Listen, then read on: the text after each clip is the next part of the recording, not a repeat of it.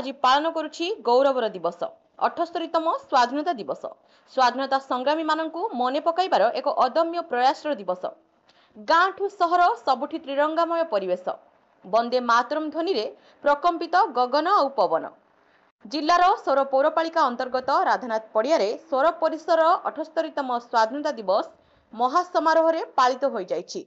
एही उत्सव रे मुख्य अतिथि भावे मान्यवर विधायक माधव धड़ा पौरपालिका और ब्लॉक रे अनुष्ठानिक भावे जातीय पताका उत्तोलन करथिले।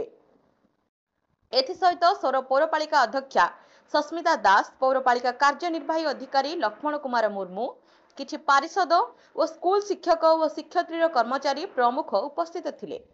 एही उत्सव अवसर रे एक मंच प्रस्तुत होइथिबा बेले मंचासीन अतिथि भावे तांकर अभिभाषण प्रदान करथिले। परे परे जातीय संगीतर धूमधाम रे विभिन्न विद्यालय और कॉलेज रो आसीथिबा एनसीसी छात्र और छात्री मानक द्वारा प्यारेड अभिवादन कर जायथिला। सेही परि भावे सोर ब्लॉक रे सांस्कृतिक नृत्य गीत परिवेशन होइथिला।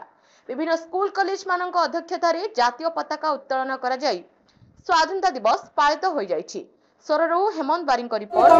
स्वाधीनता दिवस एई दिवस को समस्त भलो भाबरे उपभोग करचंती।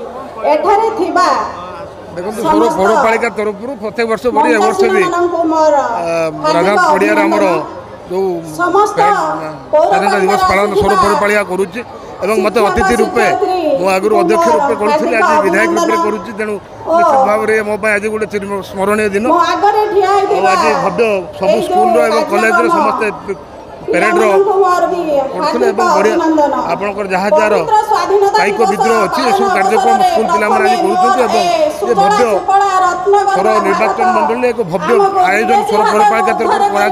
तेणु ये पवित्र आज 78तम स्वाधीनता दिवस तरफ समस्त सहरवासी को समस्त भाईचारा रो आम समस्त दल मत निर्विशेष जाति धर्म निर्विशेष समस्ते आम भारत माता रक्षा करने समस्त मिलमिशी कम करवा आज दिन समस्त अनुरोध।